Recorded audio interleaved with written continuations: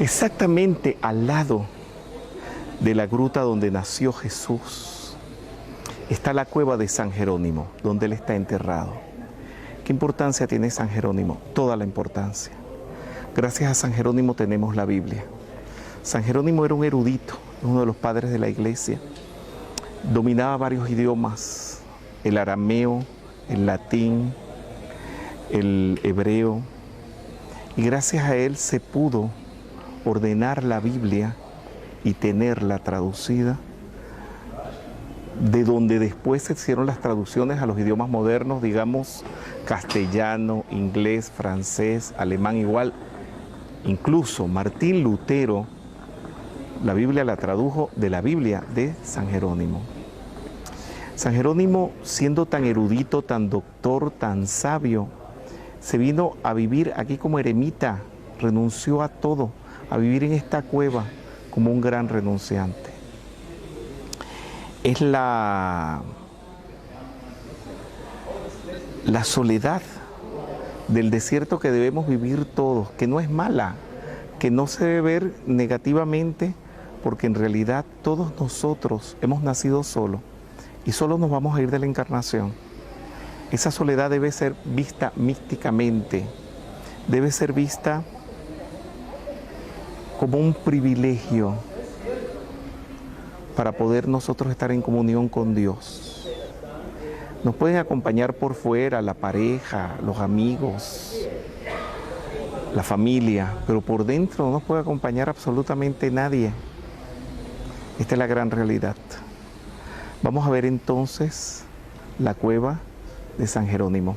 Aquí en la plaza, antes de la iglesia, se encuentra esta maravillosa estatua de San Jerónimo, y que ese libro que él tiene en la mano, pues es simbólico de estar traduciendo la Biblia.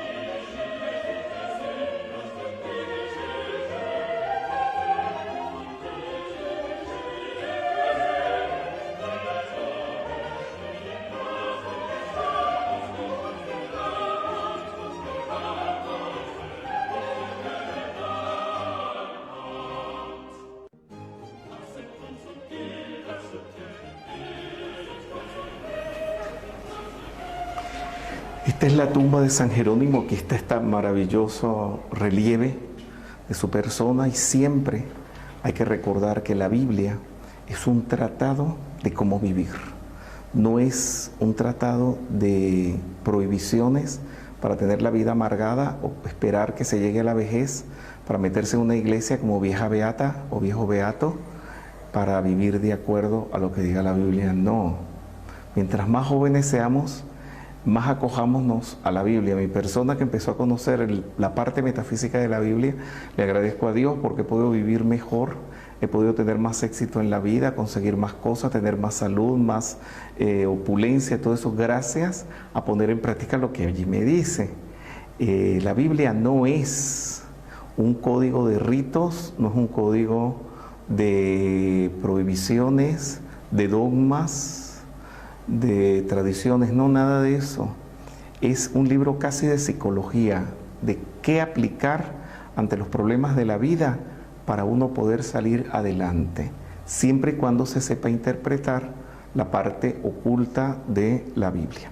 Esta es una cueva grandísima. Les puedo enseñar pues la tumba de San Jerónimo. San Jerónimo han hecho, como quien dice, altares.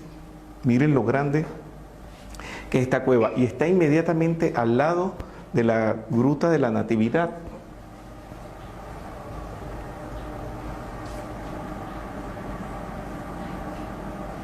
Miren todos los lugares que hay aquí.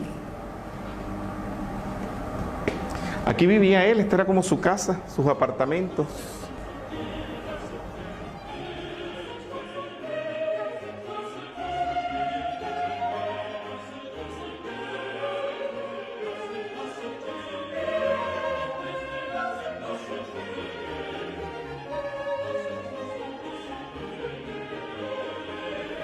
el círculo, que es el símbolo de la presencia, el triángulo, que es el símbolo del Cristo, y de ahí sale la J, que es decir de Jesús, pero también de Jerónimo.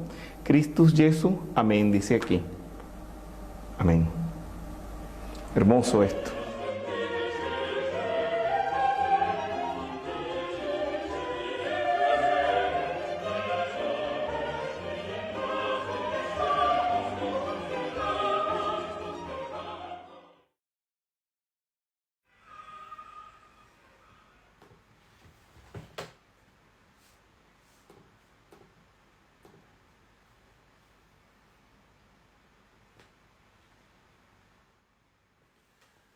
Muy buenas tardes, estimados amigos.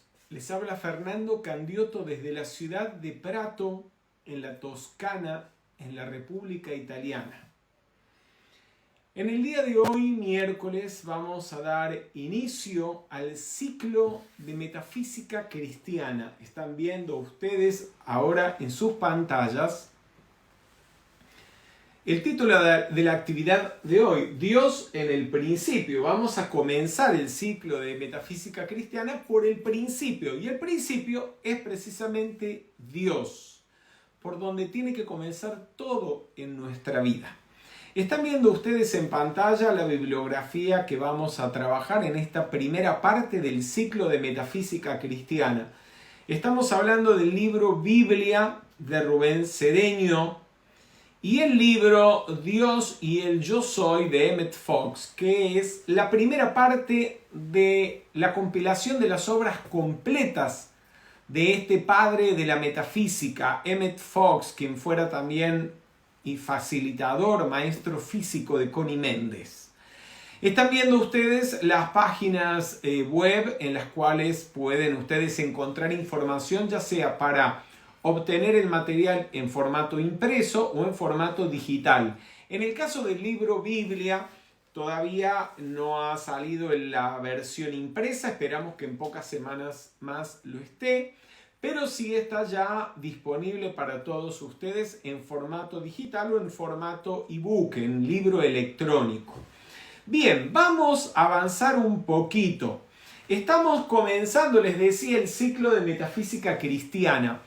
Nos dice Rubén Cedeño, la metafísica cristiana es la enseñanza interna que se ocupa del estudio, la interpretación simbólica y la práctica de elementos del cristianismo como la Biblia, la instrucción del Maestro Jesús, sus apóstoles, santos, rituales, templos, la misa, los sacramentos, templos y demás asuntos.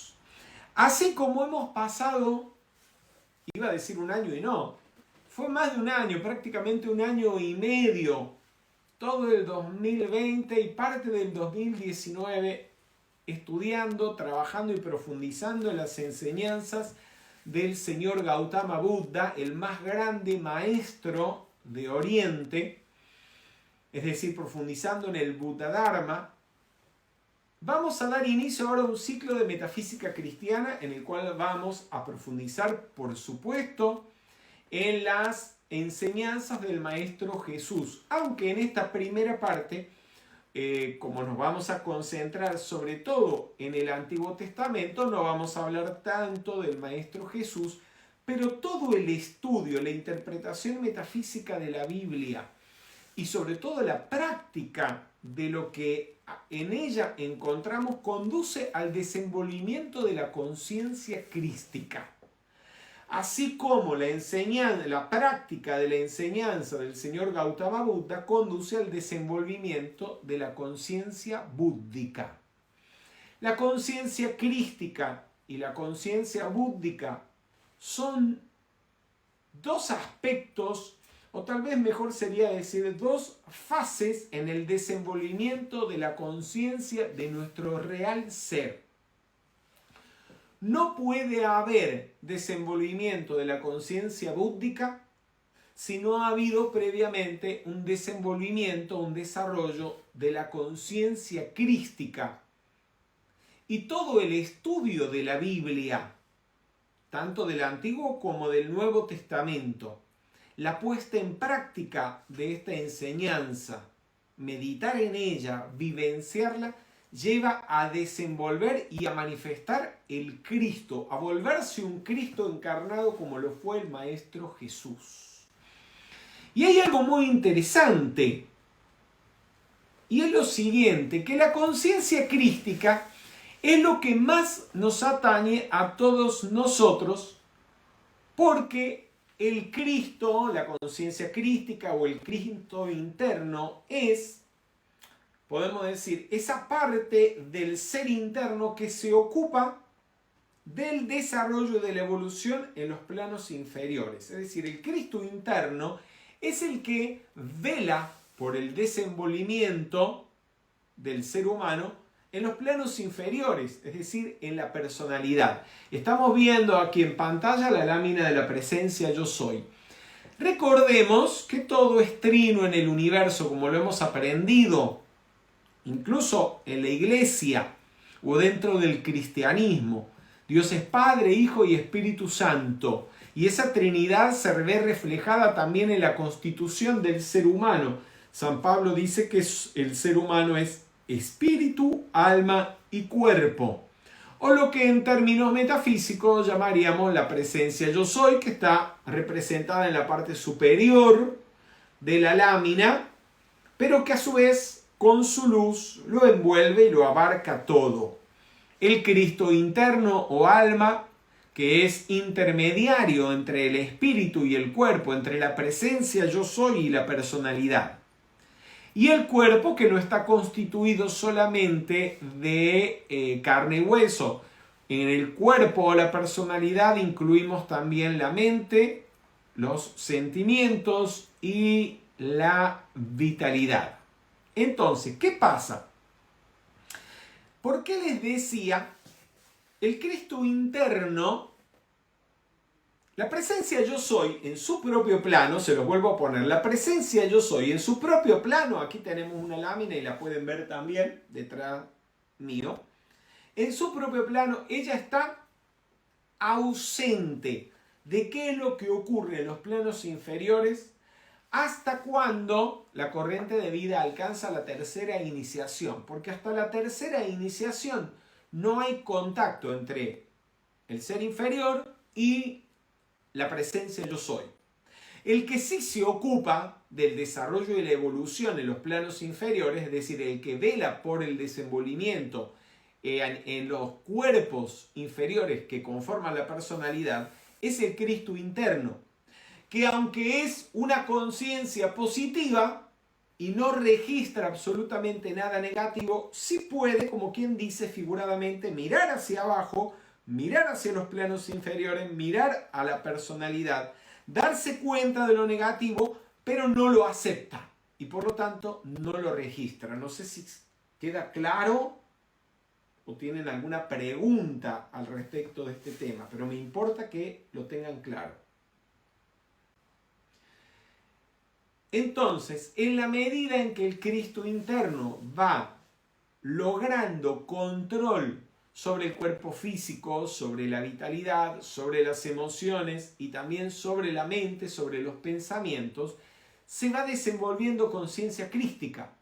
Vamos desarrollando conciencia crística en la medida en que vamos desenvolviendo, manifestando, exteriorizando los aspectos de Dios a nivel físico, a nivel emocional y a nivel mental. Bien.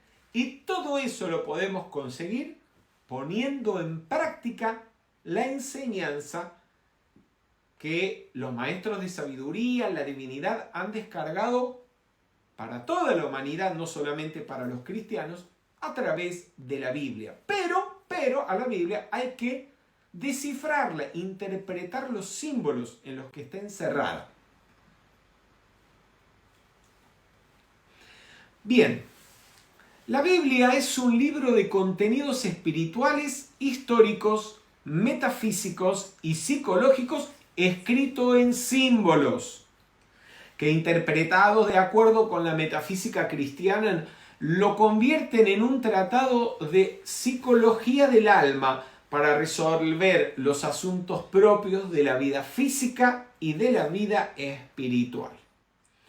Todos los que han leído la Biblia, o al menos han ido a misa, ¿sí?, o a un sermón y han escuchado al menos parte de la Biblia, saben que el Maestro Jesús utilizaba mucho las parábolas para enseñar. Estas historias que no eran necesariamente, eran narraciones, pero no necesariamente históricas, pero que todas contenían un mensaje moral e incluso interpretadas un mensaje más profundo. De hecho, cuando leemos el Nuevo Testamento, allí se dice que en determinados momentos el Maestro Jesús se reunía con sus apóstoles y les explicaba el significado más profundo de lo que le había dado al público. Bien, lo que no sabe la mayoría de la gente es que toda la Biblia, no solamente parte de los evangelios, sino toda la Biblia, todo el Antiguo Testamento está escrito en parábolas. Las narraciones que allí encontramos del pueblo de Israel, de diferentes personajes, son también parábolas a ser interpretadas, independientemente de que se trate de hechos históricos que verdaderamente ocurrieron o no, porque hoy en día se debate mucho este asunto, que si, por ejemplo, si Moisés existió o no existió, si el pueblo de Israel estuvo verdaderamente cautivo en Egipto o nunca estuvo en Egipto, porque no está del todo claro, no hay tal vez suficientes pruebas para los historiadores, y ustedes saben que los historiadores, los científicos, si no tienen pruebas, no aseguran nada. Pero eso en realidad no importa.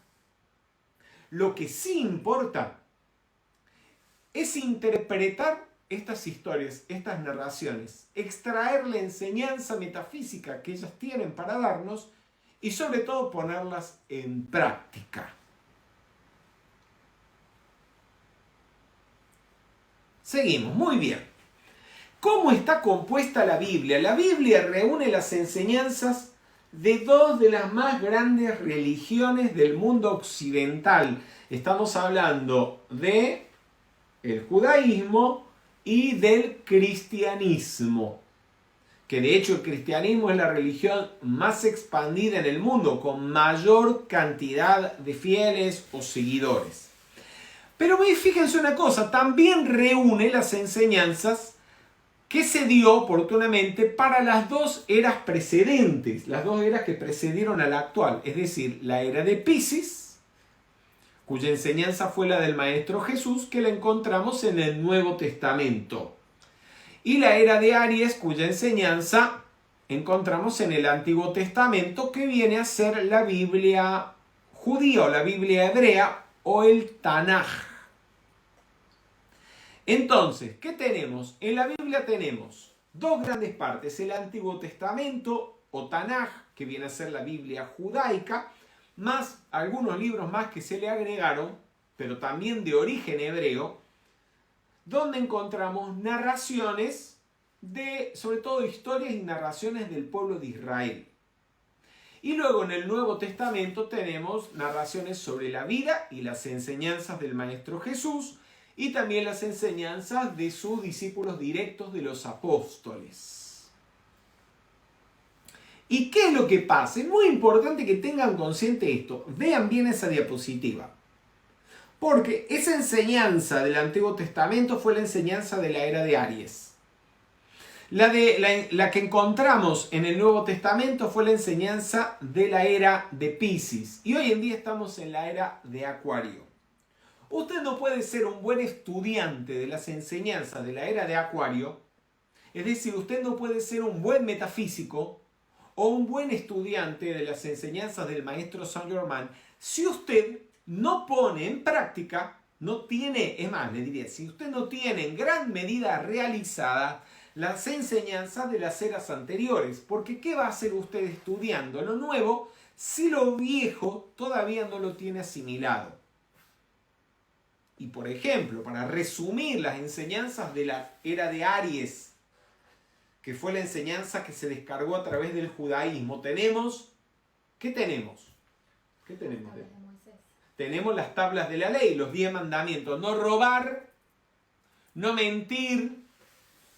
Una persona que sigue robando, que sigue estafando, que continúa mintiendo, vive 4.000 años atrás. En la conciencia que tenía la humanidad 4.000 años atrás, donde lo que había que aprender era que no se debía robar. Si usted no perdona todavía a sus enemigos, si no pone la otra mejilla, usted no está poniendo la enseñanza del Maestro Jesús. ¿Y qué hace entonces?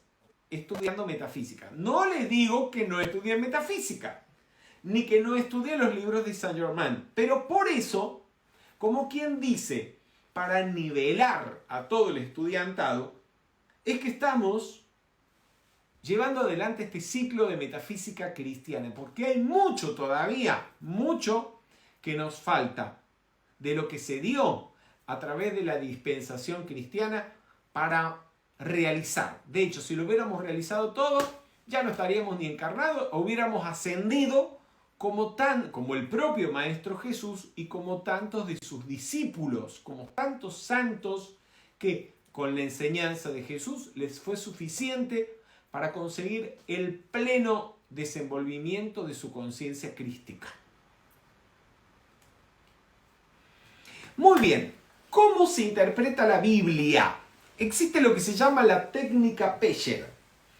La técnica Pesher es el nombre que se le da en hebreo a la interpretación metafísica de la Biblia, es decir, lo que hacía Emmett Fox, lo que encontramos también en los libritos de Connie Méndez, en los mismos libros de Rubén Cedeño, lo que hizo también Charles Fillmore y otros grandes metafísicos en principios del siglo XX e incluso en el siglo XIX. En la Biblia, cada persona, situación, lugar y cosa es simbólica. Conociendo la interpretación, se puede deducir una enseñanza más profunda que la literal, relacionada con el lector. Porque la Biblia nos habla a nosotros.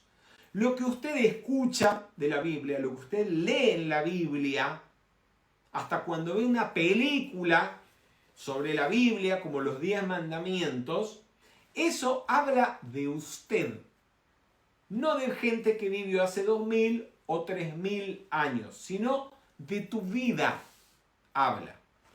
A propósito, les puse ahí una foto y sin explicación. Están viendo ustedes imágenes del santuario del libro en el Museo de Israel en Jerusalén.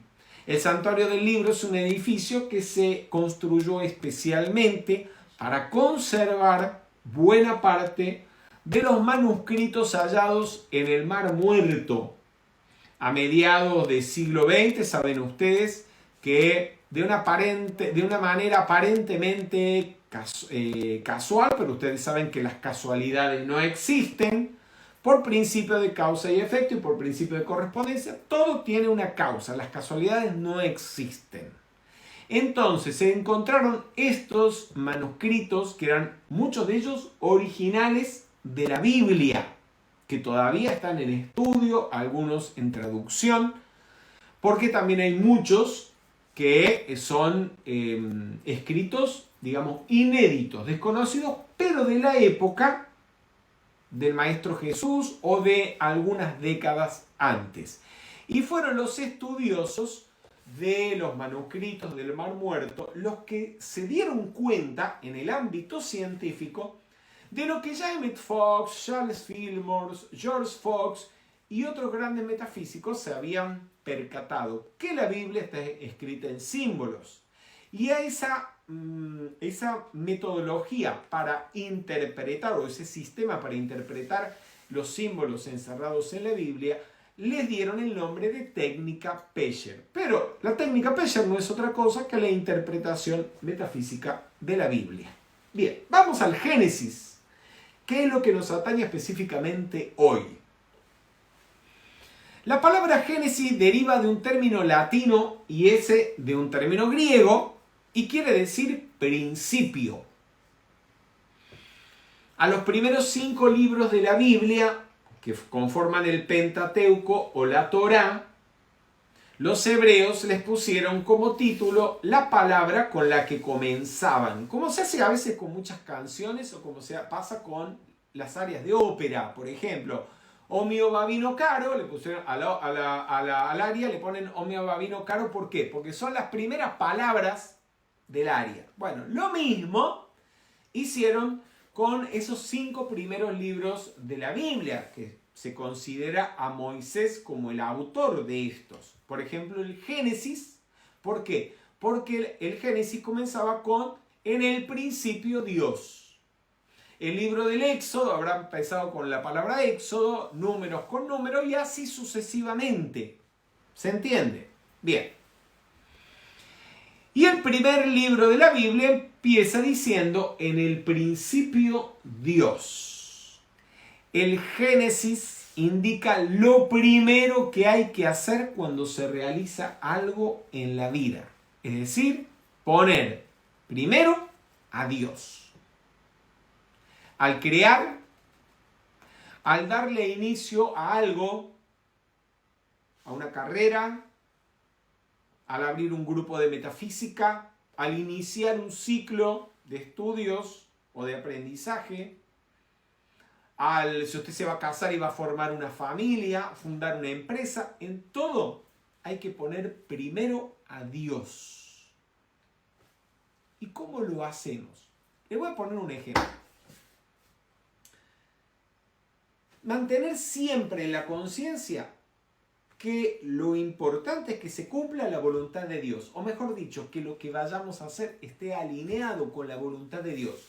Porque si no está alineado con la voluntad de Dios, o no vamos a conseguir nada, o lo que consigamos será algo solamente temporal que en cualquier momento va a desaparecer, o nos va a traer algún tipo de sufrimiento.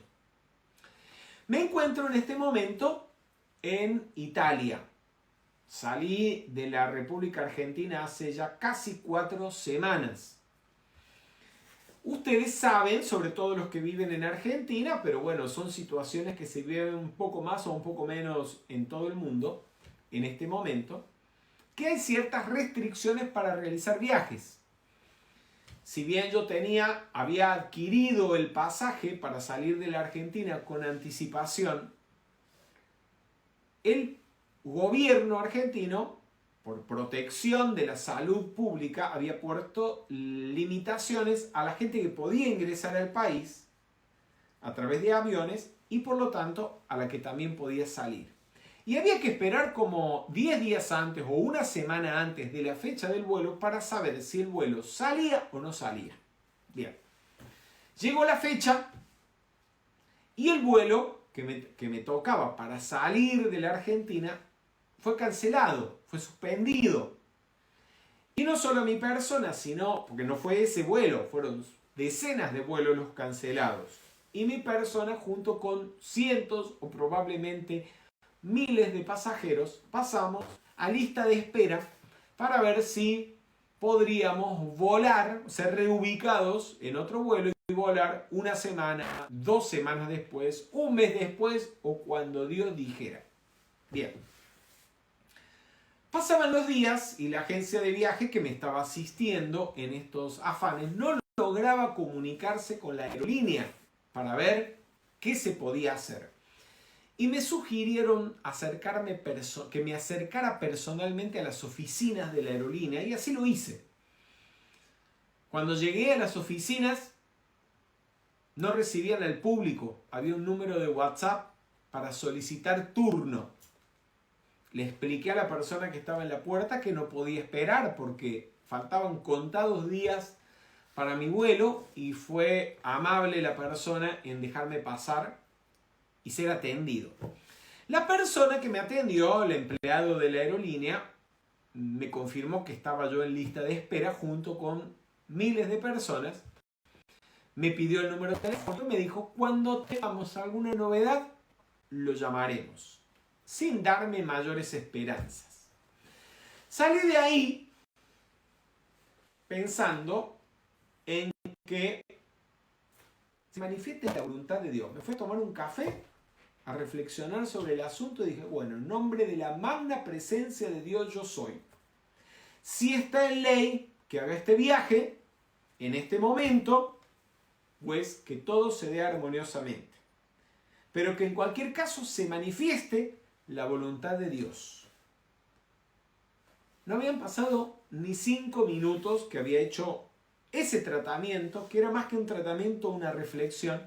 Cuando suena el teléfono, un número desconocido, atiendo, y era la empleada de la aerolínea avisándome que mi puesto en un avión estaba confirmado.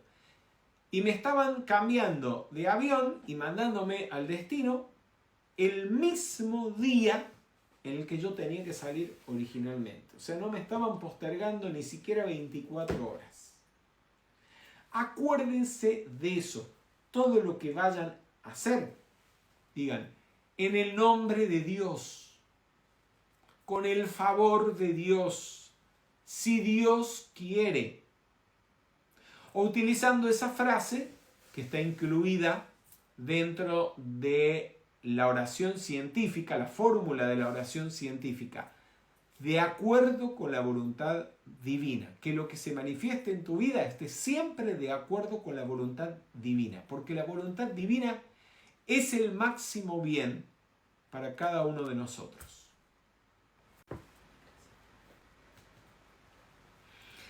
Dios en el principio. En algunas traducciones se lee en el principio Dios, pero como la ley comienza por casa, en esta expresión primero se debe mencionar a Dios. Estas son palabras de Rubén Cedeño y ustedes saben, lo voy a decir porque él mismo lo dice. Rubén lo cambia todo y entre ellos ya le cambió el orden a las palabras en el Génesis y tiene una lógica. Si Dios es lo primero, pues la palabra Dios tiene que ir de primero. Pero entonces al libro del Génesis habría que cambiarle el nombre y en vez de Génesis debería llamarse Dios. Bien, Dios en el principio significa que en todo lo que se realice o se desee realizar en la vida hay que anteponer a Dios, sus asuntos, aspectos y principios para que todo salga bien, perfecto y armonioso.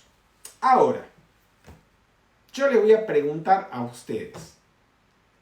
Para anteponer a Dios, primero debemos tener en claro qué es Dios, a qué nos referimos cuando hablamos de Dios. Porque hay gente que tiene unas imágenes de Dios retorcidas, muy distorsionadas, que han sido adulteradas. Y esas imágenes nefastas de Dios las han utilizado para condenar a la gente que piensa diferente que ellos, a las personas de otras religiones y creencias, a las personas que tienen otros gustos o inclinaciones sexuales, o que tienen una moral diversa a la propia o la imperante en determinado momento histórico. Y entonces parece que Dios fuera así como un ser condenador, castigador, un viejito mal encarado, como lo pintó Miguel Ángel en la Capilla Sixtina, porque lo pintó mal encarado, sentado en una nube viendo quién comete un error para mandarle un rayo, ¿sí?, y destruirlo. Y por supuesto, cuando hablamos de Dios, no nos estamos refiriendo a ello. Pero entonces, para ver si podemos aclararnos un poco a qué nos referimos cuando hablamos de Dios, hablemos un poco de cuáles son sus características. ¿Cuáles son sus cualidades? ¿Qué es lo que ustedes saben de Dios? ¿Qué nos ha dicho, nos ha enseñado la religión? ¿Qué son algunas cualidades o características de Dios? A ver, ¿qué me dice? ¿Dios es qué? ¿Han oído alguno que Dios es omnipresente, omnisapiente, omnipotente? Eso creo que todo católico lo sabe o lo ha escuchado alguna vez. Cuando decimos que Dios es omnipresente, es decir, que está en todas partes, ¿qué implica eso? ¿No? Implica que cuando estamos rechazando a otra persona, estamos rechazando entonces a una parte de Dios. Porque si Dios está en todas partes, tiene que estar también en esa persona en la que rechazamos. usted no puede estar rechazando a Dios. Poner primero a Dios es dejar de rechazar a cualquier persona hacia la cual usted sienta algún tipo de sentimiento negativo. Dios es omnisapiente. Quiere decir que cuando decimos no entiendo, no sé, no me da la cabeza, o decimos lo propio de otra persona, es un burro, un tonto, no sabe nada, no entiende nada, es un incapaz, estamos negando la sabiduría divina en esa persona. Estamos negando a Dios, no estamos poniendo de primero la sabiduría de Dios. Estamos poniendo de primero la ausencia de un aspecto de Dios. Y lo mismo, Dios es omnipotente. ¿Qué quiere decir? Que Dios todo lo puede. Cuando decimos no puedo, estamos dándole poder a algo, a una creencia en nuestra mente que limita o que, según nuestra creencia, puede limitar a Dios. Usted no está creyendo en Dios, usted no cree en ningún Dios. Usted lo que está creyendo es en la limitación, o creyendo en la ignorancia, o creyendo en el odio. ¿Por qué? Reconocer que la omnipotencia, poner a Dios de primero es reconocer su omnipresencia, su omnisapiencia, su omnipotencia. Que Dios está en todo y en todos. Que Dios todo lo sabe. Y como está en todas partes, esa sabiduría también está en mí. Y que Dios todo lo puede. Y como Él está en todas partes, ese poder divino también está dentro de mí.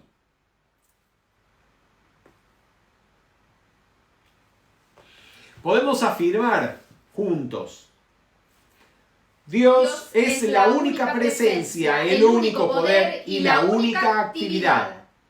Y como Dios es omnipresente, y está también en cada uno de nosotros, podemos afirmar en primera persona: Dios en mí todo lo puede. Dios en mí todo lo sabe. Dios en mí es amor y ama todo y a todos. Gracias, Padre. Gracias.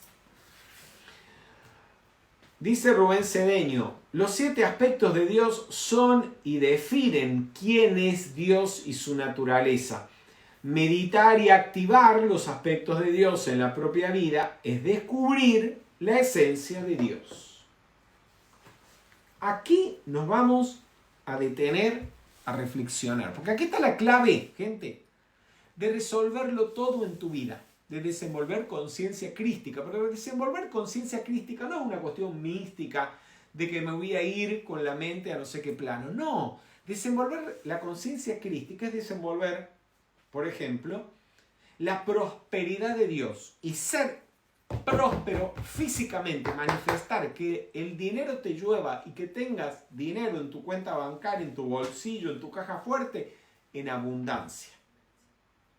Desenvolver conciencia crística es ser saludable, porque Dios es salud.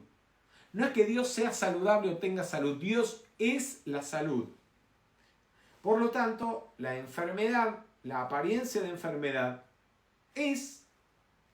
no existe en sí misma.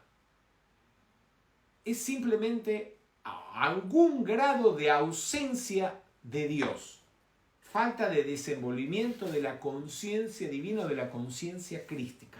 Desarrollar conciencia crística te lleva a ser saludable, a que no te dé ninguna apariencia. O si te da una apariencia, que te cures rápidamente, inmediatamente. Eso es conciencia crística. Y se la ve manifestada. Si los aspectos de Dios o del Cristo interno no están manifestados, no hay conciencia crística, o al menos hay un grado en el que no está desenvuelta. Los 7 aspectos de Dios son lo que en metafísica llamamos los 7 rayos, lo que dentro del cristianismo se conoce también como los 7 dones del Espíritu Santo, o lo que dentro del Buddha Dharma se conoce como los 7 paramitas, o las virtudes trascendentales que todo ser humano debe desenvolver para conseguir la iluminación o el pleno despertar. Fíjense qué interesante. El Buddha Dharma es una enseñanza que no habla de Dios. Por eso algunos la consideran como ateo al Buddha Dharma, pero no es que sea ateo, es que sencillamente el objetivo o lo que se planteó el señor Gautama no era algo que tuviera que ver directamente con Dios. Pero sí habla del desarrollo de los paramitas o de las cualidades de perfección. Por lo tanto, un practicante del Buddha Dharma, al vivenciar, concienciar, meditar en las virtudes de un iluminado, va desarrollando también conciencia divina, va desarrollando conciencia crística, aún sin hablar de Dios. Lo importante es las cualidades. Recuerden lo que han leído ahí. Lo que define a Dios son sus aspectos. Si usted quiere saber qué es Dios, pues averigüe cuáles son sus virtudes y medite en ellas. Por ejemplo, sabemos que Dios es amor, todo el mundo lo repite. Lo leemos incluso en el Nuevo Testamento varias veces.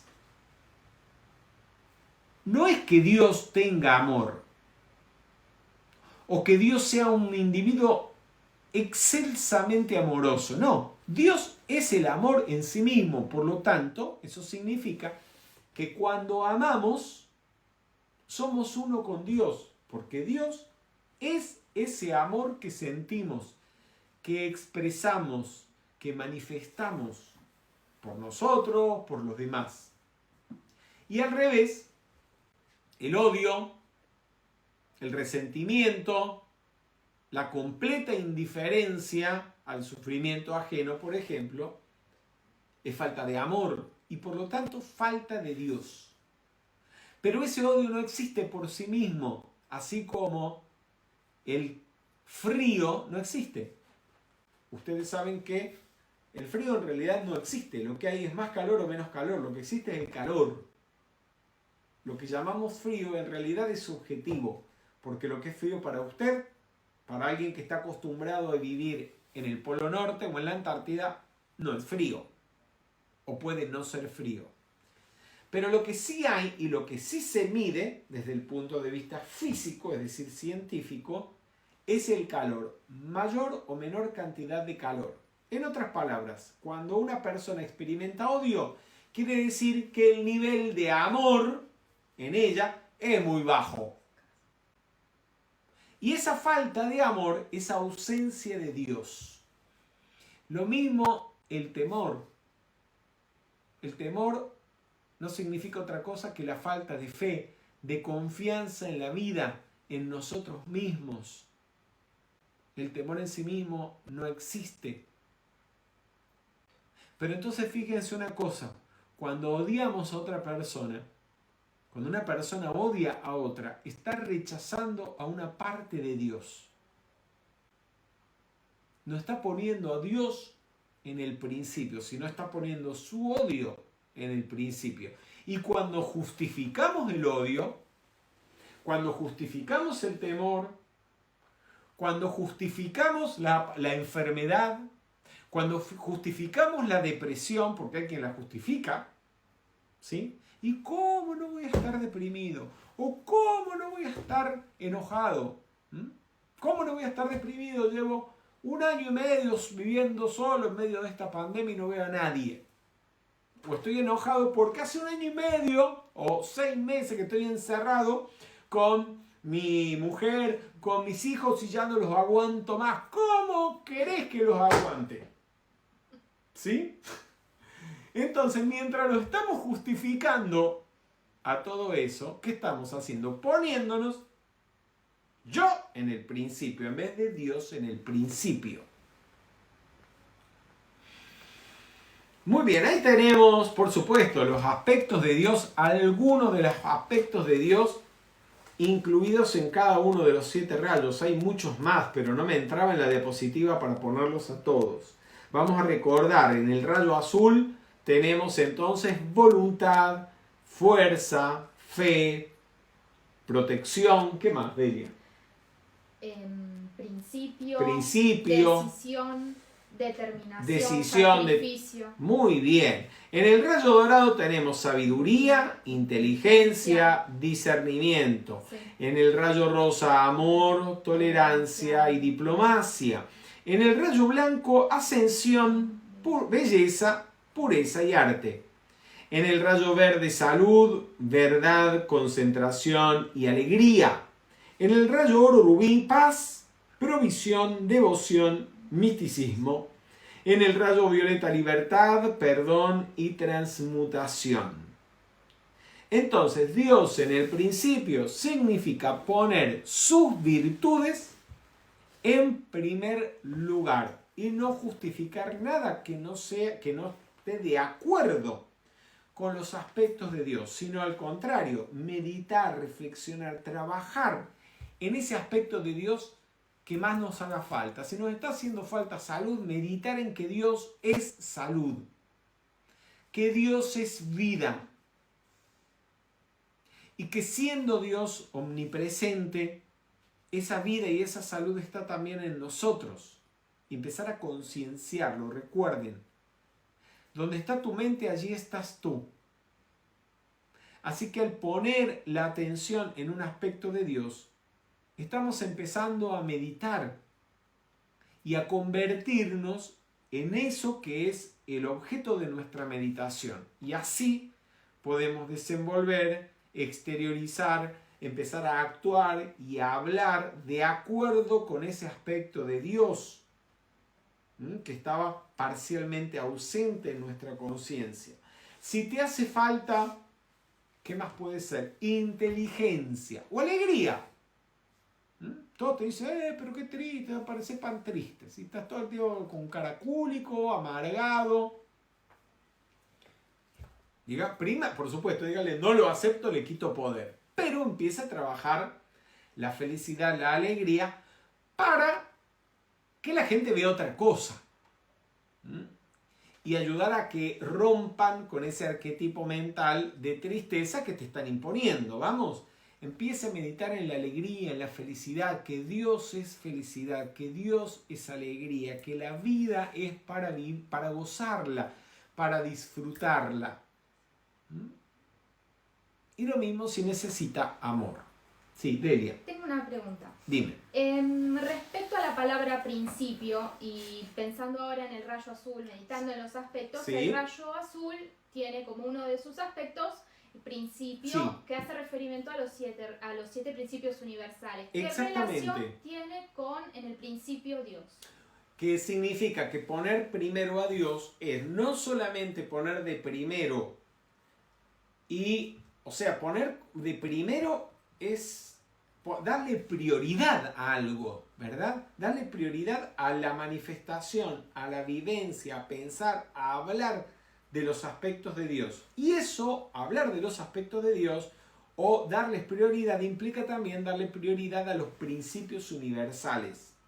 Porque los principios universales emanan del primer aspecto de Dios, que es el rayo azul, que es, entre otras cosas, principio. Dios es principio, Dios es ley, Dios es la ley de mentalismo, Dios es la ley de causa y efecto, Dios es la ley de correspondencia, Dios es la ley de vibración. ¿Bien? No sé si eso contesta tu pregunta. Sí, gracias. Entonces podemos hacer juntos este tratamiento que va en esta dirección. Si hay maldad, Dios es bondad. Si hay amenazas, Dios es protección.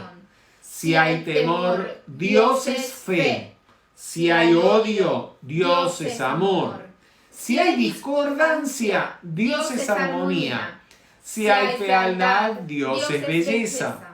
Si hay engaño, Dios es verdad. Si hay enfermedad, Dios es salud. Si hay carencia, Dios es provisión y abundancia. Si hay confrontación, Dios es paz. Si hay desorden, Dios es orden ceremonial. Si hay negatividades, Dios es transmutación. Si hay opresión, Dios es libertad. Si hay corrupción, Dios es justicia. Si hay faltas, Dios es perdón. Gracias, Padre. Y lo que hay que hacer es eso. Usted tiene un día de intranquilidad, o una persona tiene un día de intranquilidad, de angustia, meditar. Dios es paz. Dios es paz. Pensarlo, decirlo y poner atención a comenzar a tener una actitud, una postura corporal, un tono en nuestras palabras que condiga con eso que estamos afirmando. Y allí empezamos a hablar entonces con mayor tranquilidad. Si estábamos hablando de una manera agresiva, bajamos el tono de la voz y nuestras palabras cambian de tenor y de pronto nos estamos convirtiendo nosotros en la paz. Nos estamos haciendo uno con ese aspecto de Dios que es paz. Dice Emmett Fox, falta de sintonía con Dios. Cuanto más nos acercamos a Dios, tanto más felices, pacíficos y sanos somos. ¿Por qué? Porque Dios es felicidad, Dios es paz y Dios es salud. Tenemos problemas y dificultades por no estar mentalmente sintonizados con Dios o con el principio divino de nuestro ser. Problemas y enfermedades son la manera en que nos volvemos conscientes de que hemos perdido el sentido de la presencia de Dios. Y la única solución reside en volver a sintonizarnos. O sea, los problemas, en definitiva, nos señalan de que nos estamos apartando, que estamos desconectados en conciencia con Dios y sus aspectos. Y que para volver a la paz o para que todo vuelva a estar en orden en nuestra vida y las apariencias de problema desaparezcan, necesitamos sintonizarnos de nuevo con Dios. ¿Y cómo lo hacemos? A través de la mente. Porque lo primero en que nos desintonizamos, estoy diciendo un disparate, perdemos la sintonía con Dios, es a nivel de la mente y de los sentimientos. Nuestros pensamientos y sentimientos empiezan a no reflejar ni paz, ni armonía, ni felicidad, ni perdón, ni verdad, etc. Pero a veces eso es algo un poco sutil, no estamos lo suficientemente atentos y no nos percatamos de ello. Hasta que esos pensamientos y sentimientos no divinos se materializan en problemas concretos. Entonces ahí eso nos pega como un cimbronazo y hace o nos permite darnos cuenta que nos estamos desviando del camino para que lo retomemos. Y les puse una imagen. Si has perdido, por ejemplo, la sintonía con el aspecto amor de Dios, sintonízate con el amor. Sintoniza radio, Dios es amor. Qué buen nombre para una radio.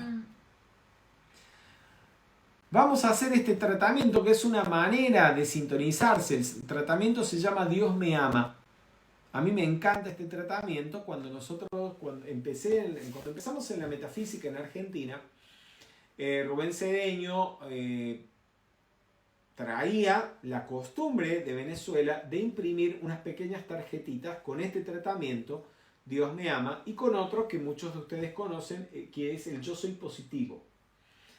Y era libre, y sigue siendo libre, hacer copias de estos tratamientos para regalarle a la gente. Yo creo que en la primera actividad de metafísica a la que llegué me regalaron una tarjetita de cada uno.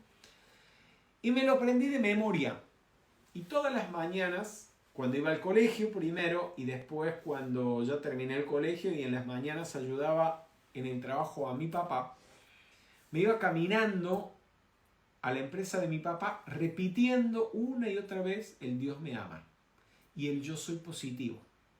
Eso por espacio de años. Yo les diré que por lo menos durante 2 años los he hecho todos los días como una forma de meditación. Vamos a hacerlos. Dios me ama.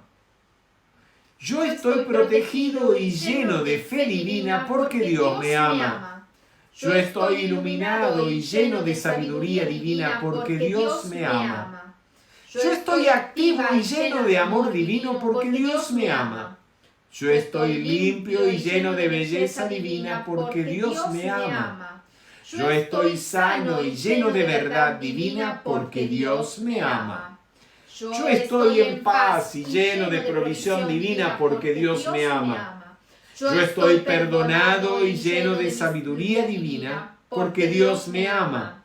Yo estoy en el silencio del ser, la mente y la bienaventuranza divina porque Dios me ama.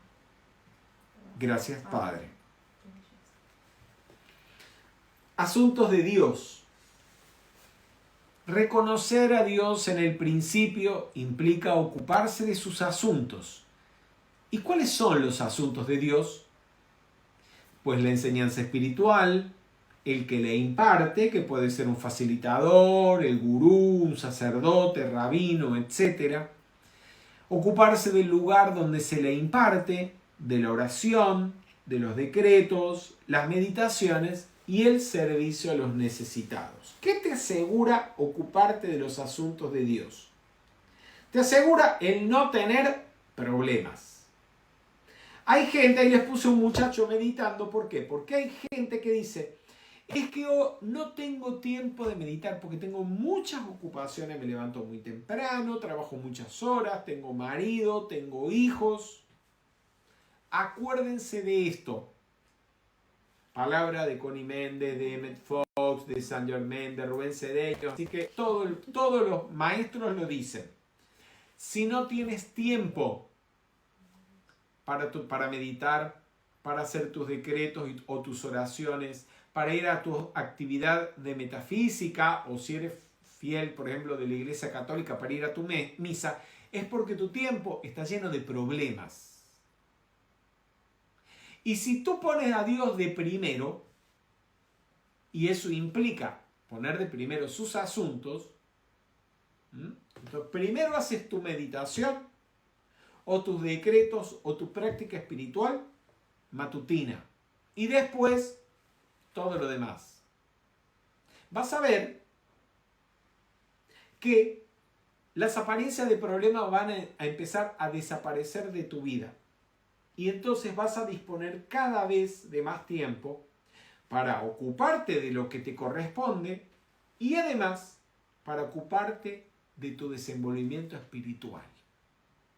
Pero si no te ocupas de tu desenvolvimiento espiritual, probablemente tu vida esté llena de tantos problemas que por eso el tiempo no te alcanza para nada.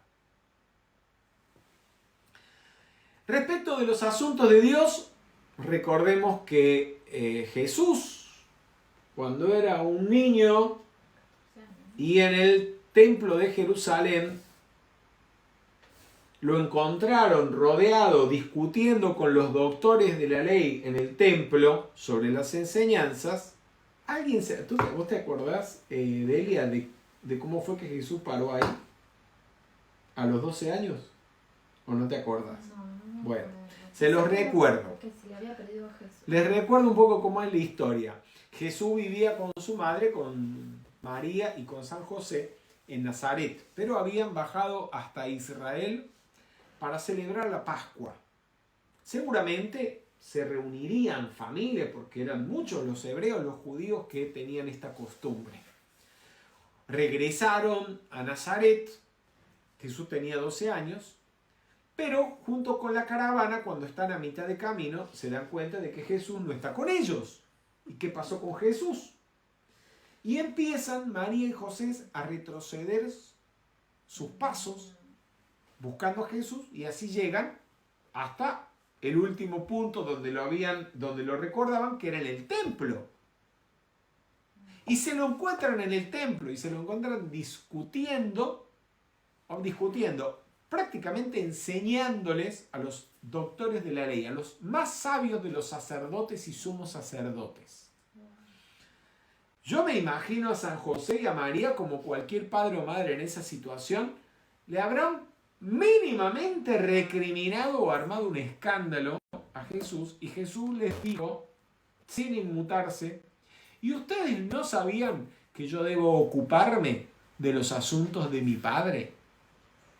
Y les cayó la boca. Porque les dio un ejemplo de discernimiento. El discernimiento, que es el primer requisito del sendero espiritual, lo ejemplifica por primera vez en su vida Jesús en esa escena. No importa la edad que usted tenga, no importa los hijos, la pareja, los padres, pero primero está Dios y los asuntos de Dios. El discernimiento, como primer requisito del sendero espiritual, significa diferenciar lo importante de lo superfluo, lo verdadero de lo falso, lo eterno y permanente de lo impermanente. E incluso dentro de lo importante, diferenciar entre lo que es más importante y lo que es menos importante. Y siempre darle prioridad a lo más importante, a lo eterno y permanente, a lo verdadero, por sobre lo impermanente, lo falso o lo menos importante. Eso es Dios en el principio. ¿Dónde se encuentra, Fer, esta ópera? ¿Dónde se encuentra esta ópera? Vamos a averiguarlo.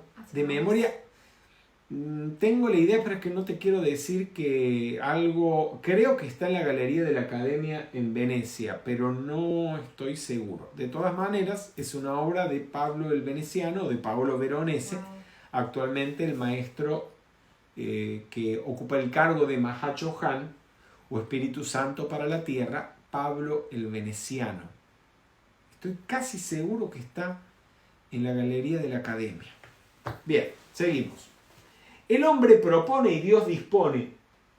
Esto es una frase que algunos se la adjudican a Tomás de Kempis, pues aparece en el libro Imitación de Cristo, que, ¿sabías, Delia? Imitación de Cristo, de Tomás de Kempis, después de la Biblia, es el libro cristiano más popular y más publicado en la historia. Wow. O sea que todo estudiante espiritual es un clásico de la espiritualidad mundial. Todo estudiante de metafísica debería tener su imitación de Cristo de Kempis. Bien, dice Rubén al respecto, ¿qué significa el hombre propone y Dios dispone? Te lo pregunto, ¿qué pensás vos que significa eso? Que en el momento que uno reconoce y está de acuerdo a la voluntad de Dios, Sí. y la afirma, y en sus sentimientos y en su mente sabe que es la voluntad de Dios, se mete a disposición. Sí. Y Pero él dice, el hombre propone y Dios dispone, que es lo mismo que decir, el hombre propone, pero es Dios dispone. que te pone en el lugar que necesita. Ok, en otras palabras, Que es Dios, que cuando uno reconoce a Dios, aunque uno tenga una voluntad o un deseo, si la voluntad de Dios es más fuerte, te pone en el lugar que él dijiste, necesita. sí, la voluntad de Dios es más fuerte. Y si uno la reconoce, ¿Y hay, está de algo, acuerdo. ¿Y hay algo que sea más fuerte que la voluntad de Dios? Nada. Nada. En otras palabras, que no importa lo que usted quiera hacer o llevar adelante, al final lo que se va a manifestar es la voluntad de Dios. Y por eso uno tiene que poner siempre por delante a Dios y su voluntad. Porque al final, si ese plan que usted tenía no es lo más armónico o lo perfecto para usted, o no se va a manifestar, o va a fracasar, o le va a traer problemas, y tarde o temprano va a desaparecer. Porque no está dentro del plan divino de perfección. Bien. Por eso, como dice Rubén, cuando se habla de algún plan o se va a hacer algo, hay que pensar, sentir y decir en el nombre de Dios. Si Dios quiere, Dios mediante o con el favor de Dios. Pero volvemos al principio en Sí. este caso, porque volviendo al tema de los aspectos y a meditar Sí. en los aspectos y activarlos, ¿Sí? para ponerse en línea con la voluntad de Dios es muy importante, primero, reconocer que es Dios y que Dios quiere lo mejor para nosotros. Exactamente, porque hay gente que piensa que la voluntad de Dios es que ocurra un cataclismo, que alguien se muera, que otra persona tenga un accidente. Primero, no lo acepto y le quito poder. Pero eso es una visión distorsionada o adulterada de Dios. Hay uno de los mandamientos de Moisés, que ya hablaremos oportunamente de ellos, que dice, no cometerás adulterio. Y que lo han interpretado como tener relaciones fuera de la pareja o sin estar casado, etc. Cometer adulterio es adulterar, cambiar una cosa por otra. Como por ejemplo, crear una imagen distorsionada de Dios, como de un ser vengativo, condenador, que juzga, que destruye. Eso es lo que no hay que adulterar. O el peor adulterio que se pudo haber cometido en la historia. Y por eso hay gente que no cree en Dios. Pero es que en realidad en el Dios que no creen es un Dios en el que yo tampoco creo. Que en metafísica no predicamos. Porque Dios es el bien. Dios es la totalidad de la vida. A Dios lo definen, como lo vimos, sus aspectos. La buena voluntad, la sabiduría, el amor, la belleza, la verdad, la prosperidad y la libertad. Entonces, me cago en Sí. la ficha. Sí. Hablando del discernimiento, entonces, Sí. la prima cosa de lo que nos tenemos que dar cuenta es qué es qué es Dios en realidad. Sí. Y qué es lo que creemos de Dios y de qué manifestamos de Dios. Por eso lo primero es Dios. Porque si ustedes no tienen claro qué es Dios y lo que tiene es una imagen adulterada de Dios, hay gente que a lo largo de la historia, en el nombre de Dios, han enviado a pueblos enteros, a millones de personas, por ejemplo, a una guerra. Y todavía en algunas partes del mundo vemos algo de eso. Esa gente tiene una visión, no sabe lo que es Dios, no tiene la más remota idea y nunca han tenido un contacto con Dios, al menos en esta vida. Por eso esto hay que hablarlo. Y que nos demos cuenta de cuán lógico y razonable es. Gracias. Bien. A la par de expresar en el principio Dios, va el inegoísmo, que es pensar, sentir y dejar actuar primero a Dios antes que al deseo propio. Cuando hablamos de Dios, hablamos del todo. Hay una frase que usa el maestro del tibetano, la totalidad de la vida. Cuando hablamos de la totalidad de la vida, estamos hablando de Dios. Entonces, poner primero a Dios significa poner primero, antes que a nosotros, nuestro ser individual, nuestro ser individual o nuestros intereses personales, el bien común. Eso es poner a Dios de primero. Usted hable de Dios o no hable de Dios. Porque hay mucha gente en el mundo hoy en día que sin hablar de Dios o sin tener una creencia religiosa particular, pone en su vida de primero el bien común. No solamente piensa en que sus acciones no vayan a ser dañinas para otros, sino en que sus acciones sean de beneficio, de hecho, para otros. Eso es poner a Dios en el principio también. Y lo contrario, estar todo el tiempo pensando en lo que uno quiere, incluso a expensas de los demás, o ignorando el daño que se le pueda estar generando a otros, es poner al yo en el principio, en vez de Dios en el principio. Estas palabras que acabábamos de leer me traen a colación lo que el señor Gautama enseña al respecto de recto pensar en el noble óctuple sendero, que son lo primero que comunicó. El recto pensar, dice el señor Gautama, es recta intención, libre de apegos, mala voluntad y crueldad, que se expresa en buenas acciones que traigan buenos resultados para toda la humanidad. O sea, no basta ser pasivamente bueno y no pensar mal de nadie y no hacerle daño a nadie. No, hay que hacer activamente bueno. pensar bien de los demás, tener buenos pensamientos que bendigan, que sanen, que prosperen, que enseñen, iluminen a los demás y actuar en beneficio de todos, pensar siempre en el bien común. El bien común no es el bien solo de tu familia, el bien común es el bien de toda tu ciudad, de todo tu país, ni siquiera solo de tu país, sino de todo el mundo. Y fíjense una cosa, hablando, Emmett Fox dice algo que en estudios que hemos realizado semanas atrás sobre enseñanzas de otro ser de luz, el señor Sirio, coinciden. Que los problemas son un llamado de atención para que nos demos cuenta de que no estamos alineados con la voluntad de Dios, con la divinidad, y que corrijamos el rumbo que estamos siguiendo.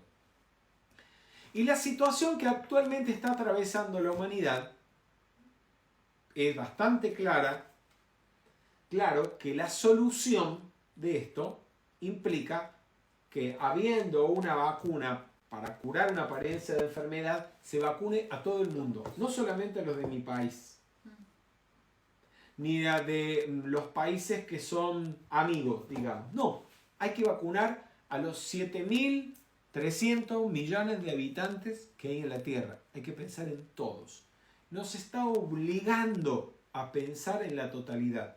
Nos está obligando a desenvolver conciencia incluyente, que es conciencia crística.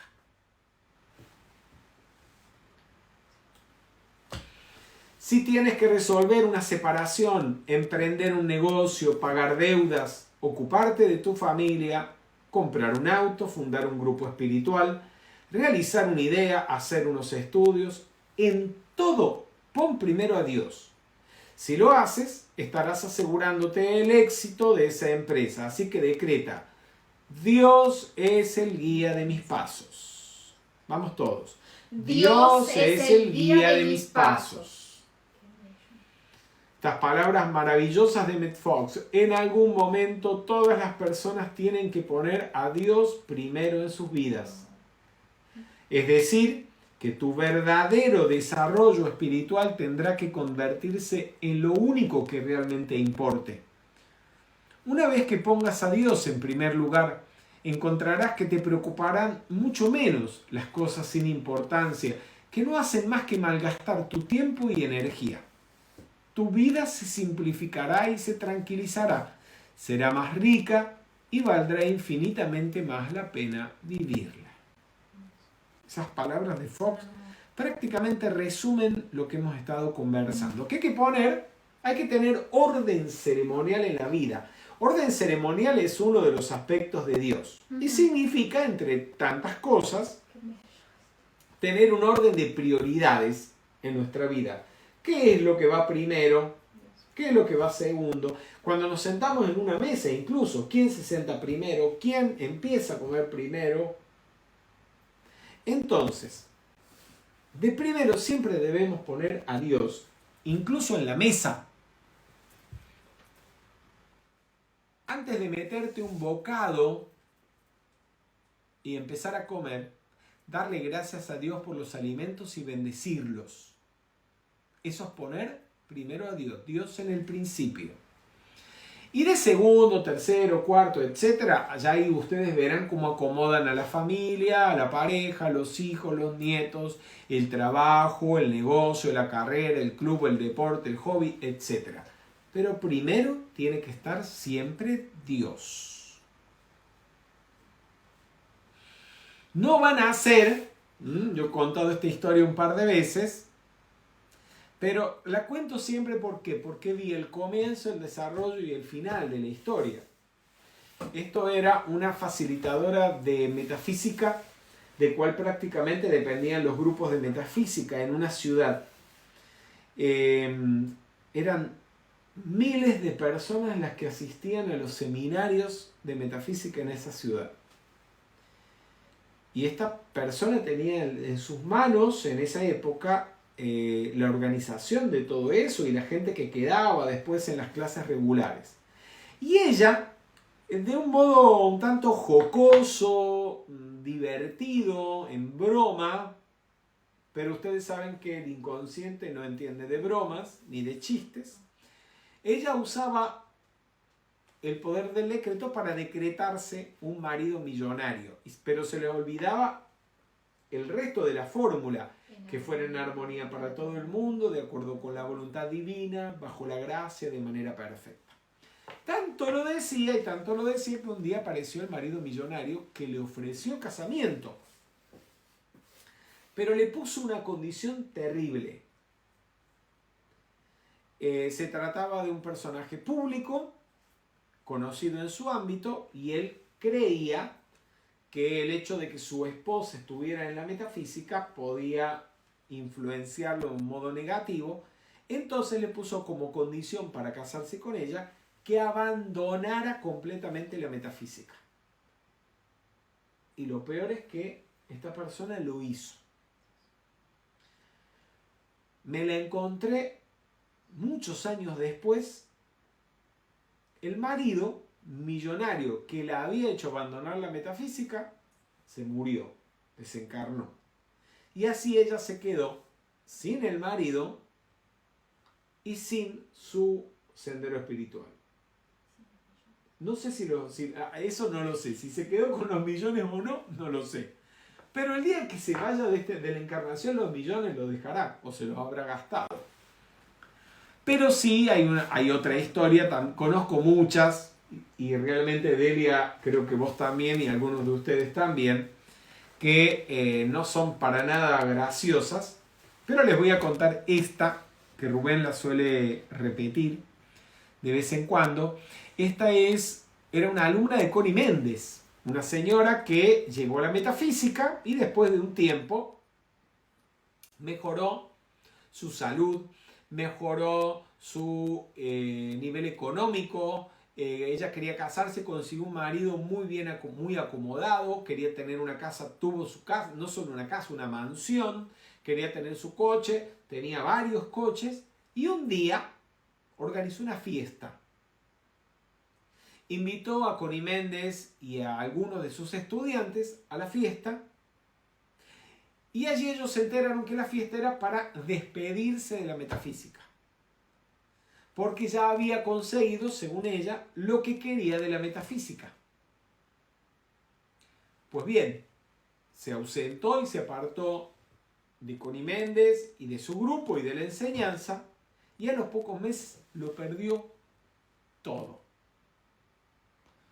Y es que usted no puede usufructuar de la energía divina. Usted no puede usufructuar la enseñanza divina con propósitos egoístas. Recuerde que Dios no está separado de nada ni de nadie. Dios es la totalidad de la vida. Así que lo que usted pretenda o aquello detrás de lo cual usted esté utilizando la energía divina y utilizando la enseñanza divina, debe ser para beneficio no solamente de usted, porque puede ser para beneficio de usted, pero no puede ser solamente para beneficio de usted. Usted tiene que pensar en todos, porque Dios piensa en todos. Y desenvolver conciencia crística es empezar a pensar y aprender a pensar como piensa Dios. Como piensa un padre o una madre de familia que piensa en todos sus hijos, no solo en ella o en un hijo. Al menos es una buena madre, un buen padre. A veces los hijos sí piensan solo en ellos. Como puede o debería pensar un director de escuela o el decano de una universidad. Tiene que pensar en todo su estudiantado y en todo el plantel docente. Puede que haya estudiantes pensando solamente en ellos. Maestros que están viendo cómo le ponen el pie para que el colega trastabille y quedarse con el puesto de él. Pero el director no puede pensar así. Dios no piensa así.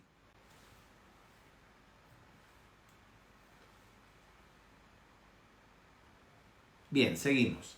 Si tienes a Dios en el primer lugar de tu vida, Él también te tendrá a ti en el primer lugar de la suya. Puedes concienciar esta afirmación. Vamos todos. Dios mío, tú estás en el primer lugar de mi vida, así que ponme en el primer lugar de la tuya. Gracias, Padre.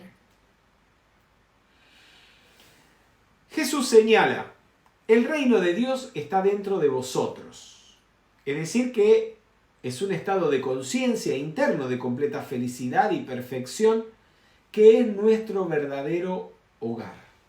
Fíjense que esto de que el reino de Dios, toda esta maravilla de la que hemos estado hablando, dice Jesús que está dentro de nosotros.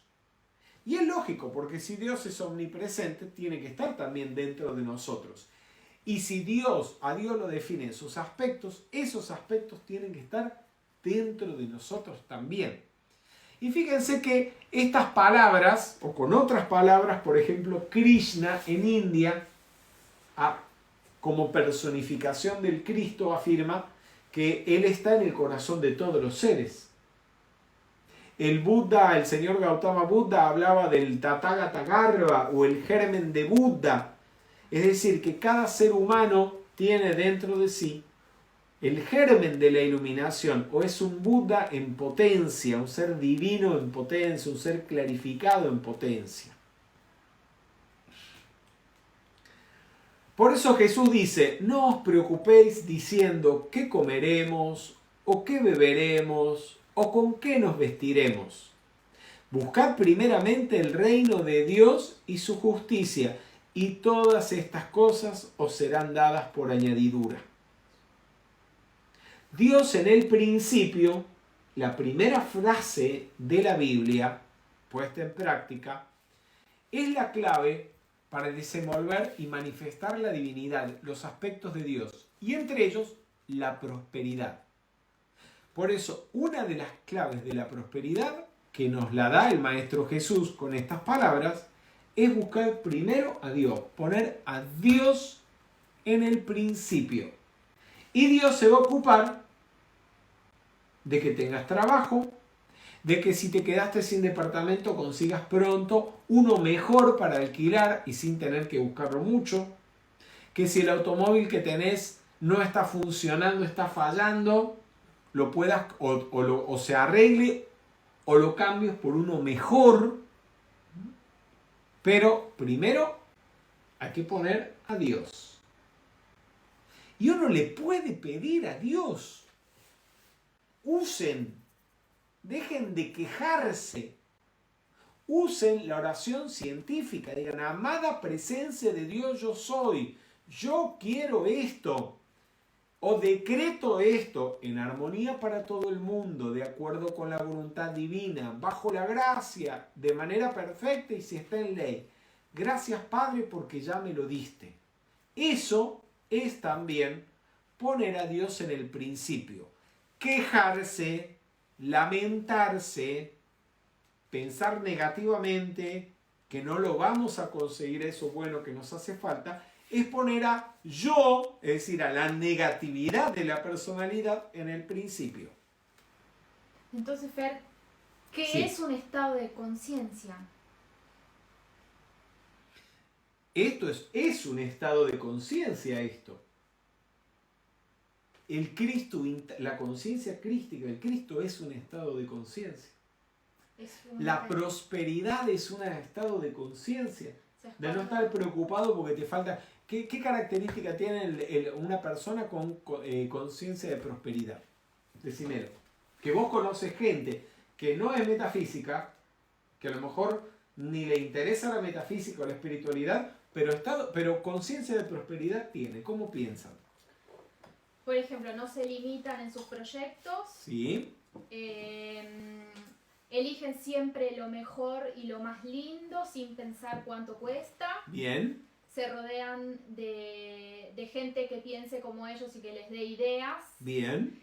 Y no están preocupados por un mañana, no están preocupados por lo que tenga que venir, porque saben que ese proyecto es inteligente, va a ir bien y que todo aparece. No tienen miedo que les falte nada.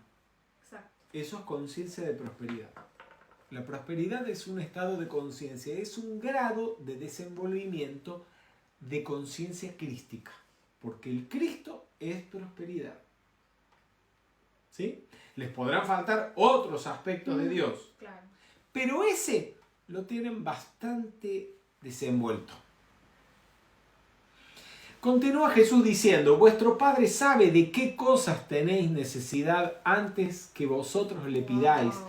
Dios sabe, cuando vas a venir a la encarnación, que si vas a necesitar un auto, si necesitas una casa, un departamento donde vivir, la comida, la ropa, los zapatos, y todo eso que, digamos, que vibre en consonancia con la voluntad de Dios. Porque no es tener, sí tengo zapatos, pero los zapatos ya se les está despegando la suela. O sí tengo la cartera, pero la cartera está llena ya de agujeros y de flecos. O sí estoy comiendo, pero estoy comiendo todos los días arroz, porque no me alcanza para otra cosa. No lo acepto, le quito poder. Dios sabe que Dios no lo puede a usted haber mandado a la encarnación para que esté pasando necesidades o miseria, porque Dios es opulencia.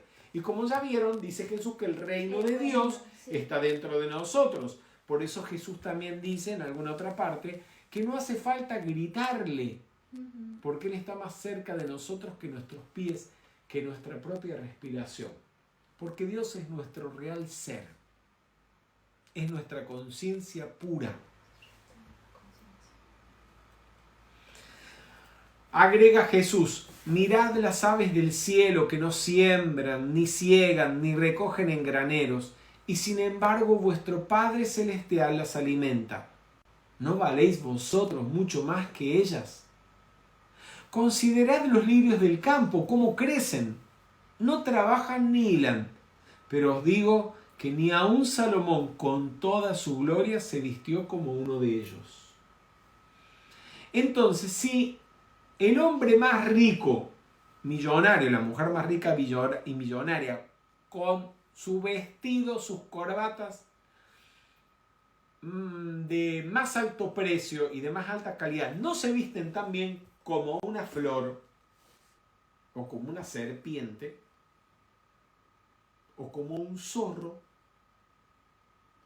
¿por qué usted va a andar contando moneditas o con el celular todo roto, rayado, o con los zapatos con la suela que se le despega, o con la camisa o el pullover que ya se les ve que está apelmazado, lleno de bolitas?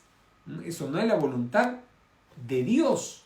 La voluntad de Dios es que usted tenga su celular nuevo, impecable, su pullover impecable y las medias agujereadas, los pullovers apelmazados, el zapato con la suela despegada. No lo tire. Primero vaya a la zapatería, compre el nuevo, ¿sí? Y después el otro lo regala a estas organizaciones ONG que se ocupan de reparar la ropa para distribuirla en la gente que no es metafísica, que no tiene este conocimiento, que no tiene este estado de conciencia ni lo está trabajando, ni sueña en trabajarlo, y que cree en la pobreza, pero bueno, que necesita al menos de esa caridad. Pero usted que es un hijo de Dios y lo sabe, usted que sabe que el reino de Dios está dentro de usted, viva como un hijo de Dios y no haga el papelón. El otro día antes de llegar a Italia, hice una parada en otro país. Y un país, al propósito, un país que tiene conciencia de prosperidad. Donde la gente tiene conciencia de prosperidad. Porque yo he visto ahí las reuniones, me estoy refiriendo a los Estados Unidos. He tenido oportunidad años atrás de estar en las reuniones de organizaciones metafísicas en las que trabajó Connie Méndez, con las que trabajó Emmett Fox, y ver a la hora de la donación amorosa cómo la gente saca ensaladas de billetes y los ponen en las canastas, y la conciencia de prosperidad que tiene la gente. Y Allí hay un facilitador de metafísica que muchos de ustedes conocen, y un día en que estábamos reunidos para hacer un paseo por la ciudad con algunos de los estudiantes, uno de los estudiantes le trajo un regalo. Era una corbata Versace. Bellísima, la corbata, de las corbatas más bellas, y también, digámoslo, ¿por qué no?, de más alto precio. ¿Por qué? Porque el que te da lo que más vale en la vida para vos, cuando le vas a dar un regalo o tener una atención con él, también buscas darle lo mejor. Y en ese acto del estudiante uno podía evaluarlo. Evaluar, por un lado, su conciencia de prosperidad. Y evaluar también el grado de su agradecimiento. Yo no sé si él las usa o no las usa, esas corbatas, pero a su maestro, él le regaló una corbata para que cuando dé su clase de metafísica se vista con lo mejor.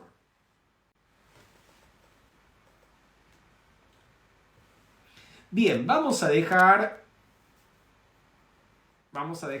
estos temas para la próxima actividad, porque ya hemos cumplido, creo, la 1:30. Voy a continuación a despedirme de ustedes, recordándoles que hemos dado inicio en la tarde de hoy a este ciclo de metafísica cristiana. Estamos estudiando el libro Biblia de Rubén Cedeño, apoyándonos también con Dios y el Yo Soy de Emmett Fox. Ambos libros están ya en formato digital. Dios y el Yo Soy lo tienen también en formato impreso. Y esperamos, calculo que en 3 o 4 semanas, esté impreso también el libro Biblia para los que prefieren el formato de papel. Vamos a concluir nuestra actividad haciendo nuestra práctica de la donación amorosa, bendiciendo nuestra prosperidad con esta afirmación. Los invito todos juntos a realizarla. Poderosa presencia de Dios, esta es tu obra, es tu trabajo, tú tienes todo el poder para abastecernos. Bendice nuestra provisión ilimitada de dinero y de todo lo bueno para que se multiplique en nuestras manos y en la expansión de esta enseñanza. Gracias, Padre, porque hoy todo está cubierto. Gracias, Padre. Gracias. Muy buenas noches a todos. Les habló Fernando Candiotto desde la ciudad de Prato, en Italia. Les mando un abrazo inmenso a todos y los quiero mucho. Que Dios los bendiga y los proteja siempre.